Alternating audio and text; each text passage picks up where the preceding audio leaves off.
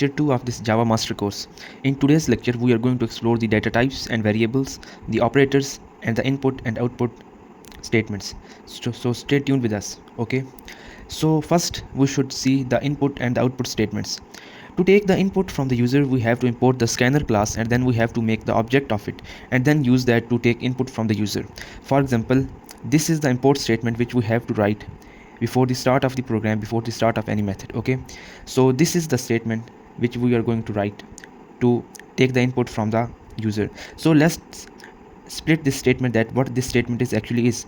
So this is the scanner class, this is the name of the class scanner which we have just imported. As you can see here, this is the scanner class, okay? So the next is the name of the object which we are making. This can be any name, this is not necessarily sc, you can type any variable of your want, okay? So I have typed sc. This is the name of the object, and the thing which is in parentheses is the type of input. System.in is defining that we are taking input from the keyboard stream, okay? As you can see, this is the keyboard stream input, okay? So let's move forward. So how to use this input statement? Here are two examples to take inputs of the various data types, and now what are data types we are going to discuss this later in this lecture. And for example, we have this integer data type, and we want to take a value from the user, and we want to store it in this variable a, okay? So after importing that that scanner class and writing the above statement system.in, and then we have to write this sc.nextInt, okay? So this is the method of taking the input from the user. This int is specifying that the input is a sort of integer, okay? So for the float input, you just have to write float instead of int, and for all the data types which we are going to discuss in the next slides. So let's move forward. And now output statements. In Java, there are three types of output statements. There are the first two types are quite similar. The third is the formatted types, okay? So let's discuss them one by one. The System.out.println, this has this ln. Because of this ln, this printing statement will print an extra line after it. I mean, if you have printed something by the use of this println, then it automatically shifts the next integers or next whatever you are outputting, it will move it to the next line, okay? So the next is the same this statement, but without the ln method.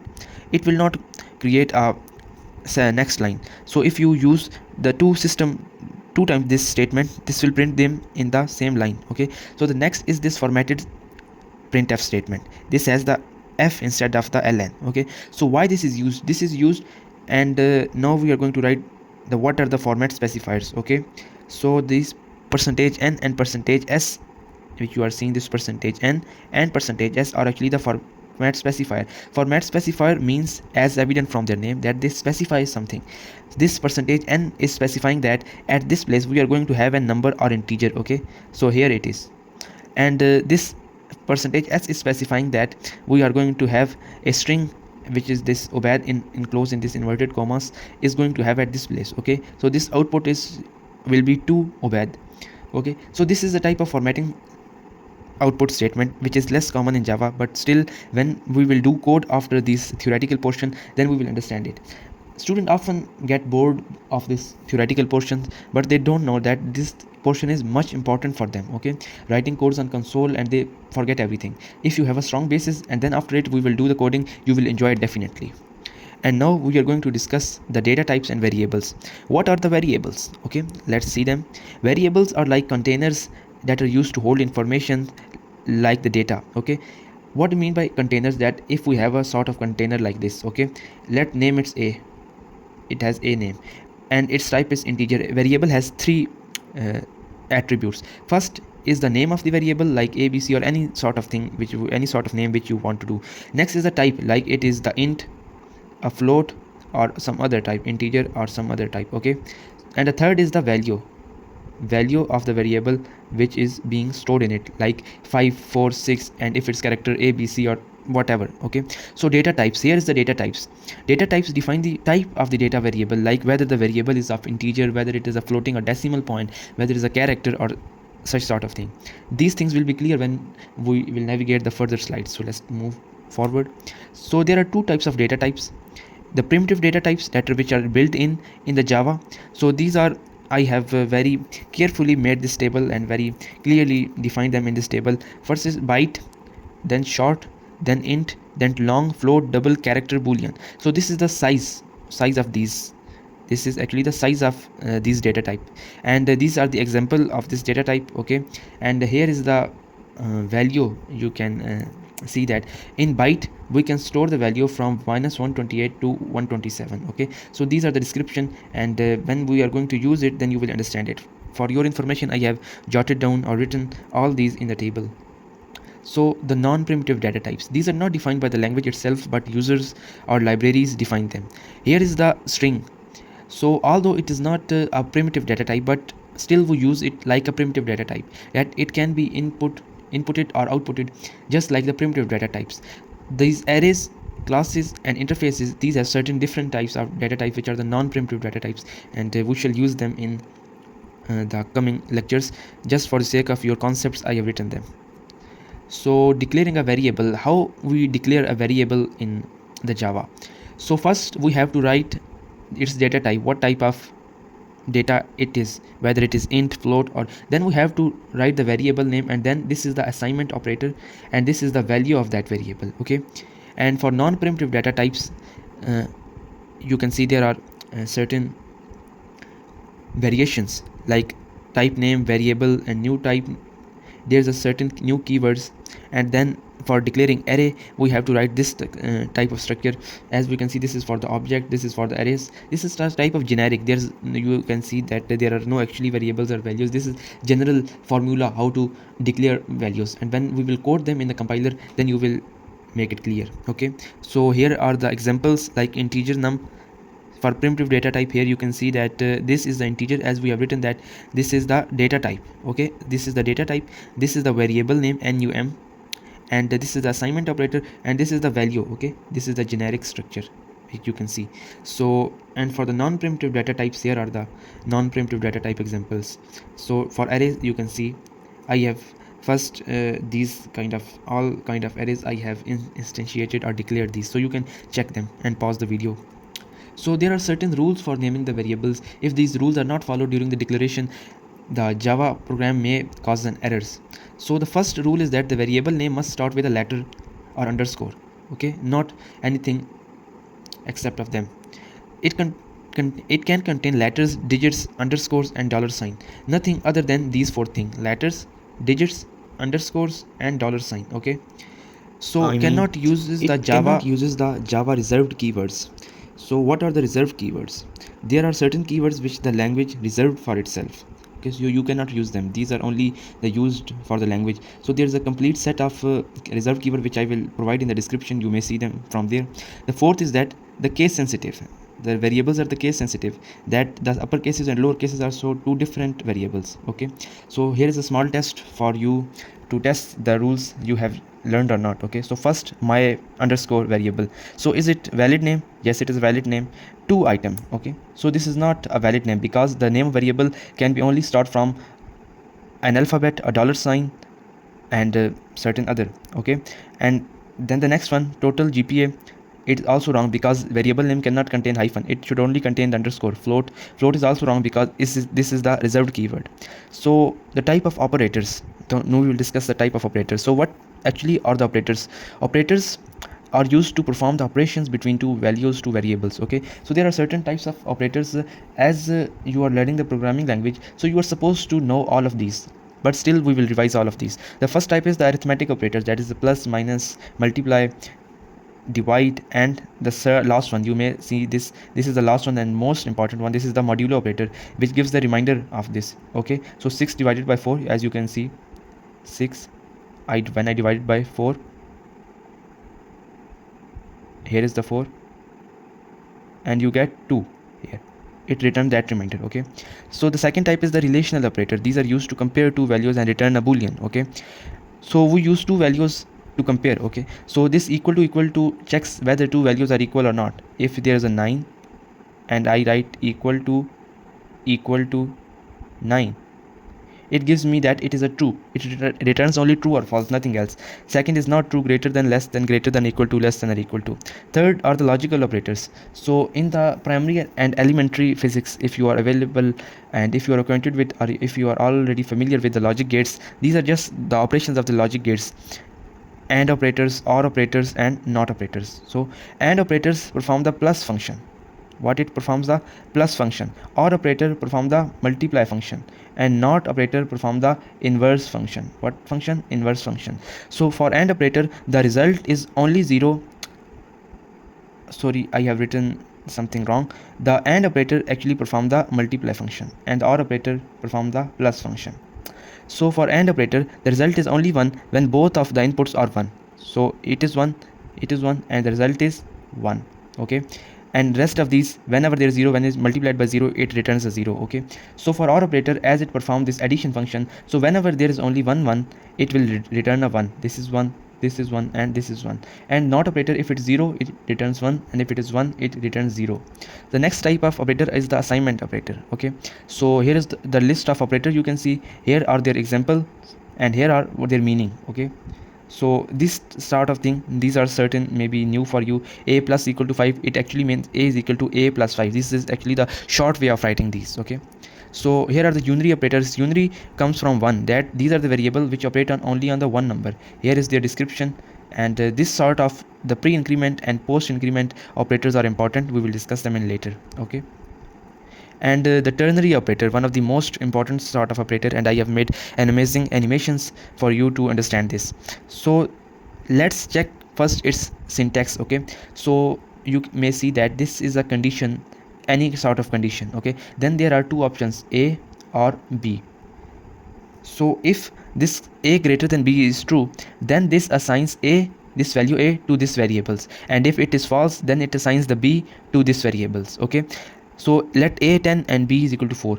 Obviously 10 greater than 4, the condition is true, then it will assign A to the variable, and if it were false, it would assign B 4 is equal to the variables. Okay, so here are certain practice question which I have given for you people, and I will give the complete code of them in the description, and this is the bonus problem. Okay, although it involves an if condition, and but if you can solve it, it is a plus point for you people, and I will try to do some code and now in this video in the compiler to show you how things actually works in Java. Okay, so all the solution shall be provided in the description. So let's move towards the our compiler and the IDE to check the real applications of this theoretical portion, and let's code together. Guys, we are back in our IDE. Here we will do something practically.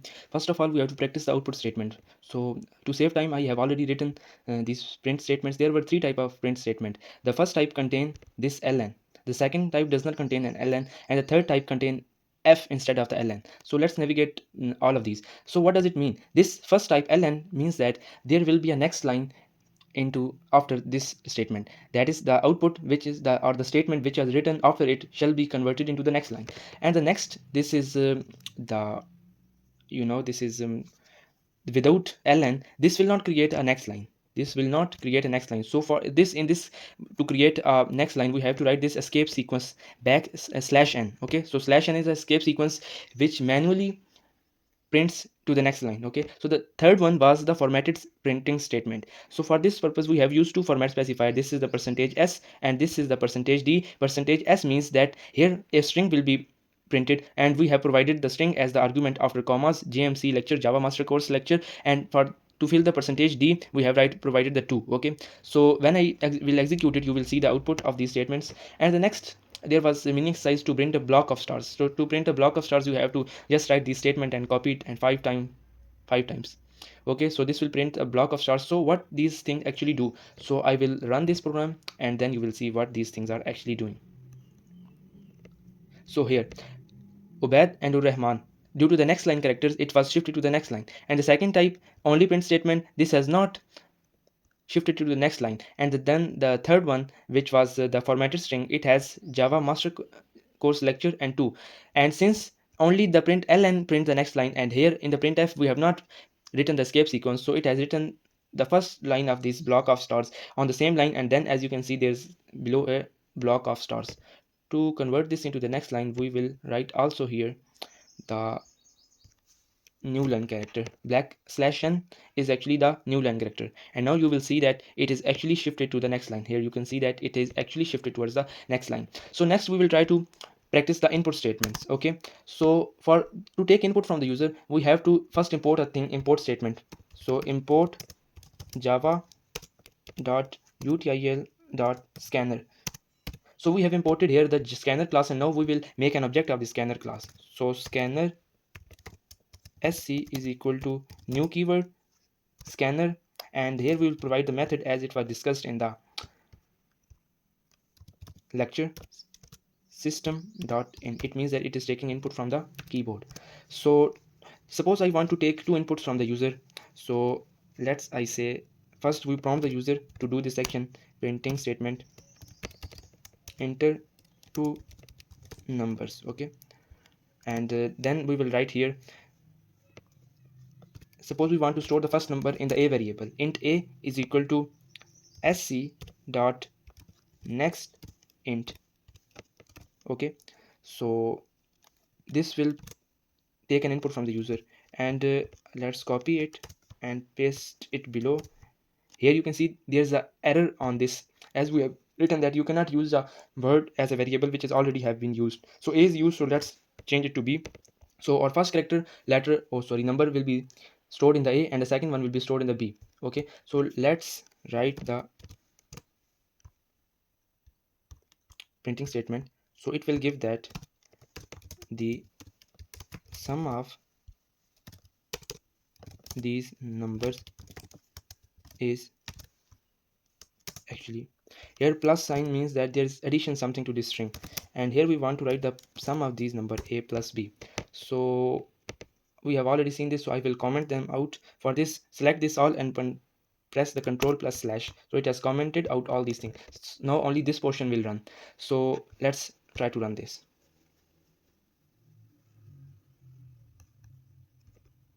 Enter two numbers. Now you can see that this line is blinking. It is actually asking to give an input. So first I give 2 and then I give 3, and the sum of these numbers is 5. 2 plus 3 is equal to 5. So we have also discussed that data types and arithmetic operator, these plus, minus, multiply, divides and modulo were the arithmetic operator. These return the sum, subtraction, difference, multiplication and division and the remainder respectively. So these are the trivial things, and I don't need we have to discuss them much. Okay, so the next important thing, so let's comment out these things first. Okay, so let's use these logical operators. So the next is our logical operator. To save time, I have already written some program, is mini program, which is very easy using the above steps. So first of all, it is output statement, enter your age, and then the user will enter age. Now we want to check that whether a user is eligible for a service or not, and the bound of the age is that from 18 to 25. Now we want to check that the age which user have entered is between 18 and 25. So we want to ensure that it is greater than or equal to 18 and it is less than or equal to 25. And since that we want to fulfill those conditions, both of these conditions, that it should be greater than or equal to 18 and it should also be less than or equal to 25. For example, 35 is also greater than or greater than 18, so but it is not less than or equal to 25. So we want in between them, so we have to write this and operator, which will continue only if both of these conditions are fulfilled. If we want to proceed with only one condition, we have to write or operator. I will provide the example of or operator in the description. So let's write this, let's cover this program. And I have also written the unary operators. So the unary operators, as you can see that the pre-increment and the post-increment, these were some important operators. The first one is the post-increment. Here you can see written a plus plus. It means that it will increase the value of a to 1, but it will not print them on the same line, that the value of a will increase but not in the same line, it will be increased in the next line. And here we will see how it happens. And this is the pre-increment, that first the value of a b will be increased and then it will be printed. And now the result of all these code, and I am trying to run this code, and now you will see the output of all these conditions. First of all, enter your age. So let I enter my age, which is 24. Okay, so it is written that you are eligible, and next are these the output of those statements: 10, 11, 11, 11. Okay, so what is this? So we have written here the a, which was 10. A plus plus mean a is equal to a plus 1. It should have been printed 11 at the first line, but it does not, because although it is incrementing the value of a with 1, it is adding 1 to the value of a, but it will not print that on the same line. The value of a will be incremented for the next line. So for in the next line the value of a is 11, and for the b first it was 10. Since we have pre-incremented it that the first it is increased then it will be printed, so it for both these values of b, for both these statement of b, it will has printed the, you can see it have printed the 11. So these were the concept of pre-incrementing and post-incrementing, which were very important for the students to learn.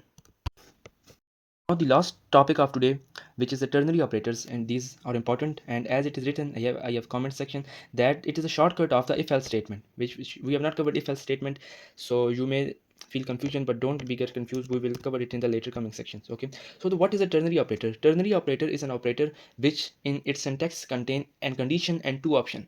If the condition is true, it will do the first option, and if it is wrong, it will do the second option. So let's write an example which I have discussed in the lecture slide. We will carry out the same example. So let's make two variable, int c is equal to 10, int d is equal to 20. Okay, so I want to store one of these variable into a third variable called e. So I will do this, int e is equal to, first I will write the condition c greater than d, and then I will write the question mark, and then I will write the first option colon and the second option, and then the statement terminator, which is a semicolon. So let's examine it carefully. What will it do? This is an assignment operator, means it will assign something to this e. We have two options of assigning, either c or d. We cannot assign both of these at the same time to e. Okay, so this is the condition c greater than d. If this condition is true, then the first option will be stored in the e, and if this is false, the d will be stored in the e. Now it is quite obvious that the condition is false because c is less than d, not greater than. C is not greater than d because 10 is less than d. So it is obvious that the d will be stored in the e. So whether to check it is happening or not, we will print it. We'll write this out, System.out.println, and here we will print the e, and then we will check what is happening, what is being printed, either 10 or 20. So let's give it a run, and here you can see that it is have printed 20. So this was about a ternary operator. So watching only this video will not make you a good programmer until or unless you will do a good and very heavy practice. So search out questions, I will give some of them in the description, and you have to practice this quite fully. And these slides are very much helpful. I have made them with great hard work, and once the series of these lecture, the full Java Master course is completed, I will share a drive link in each of these videos, and then you can access all of those slides from my drive. So that was for all. Thank you, keep learning and keep exploring.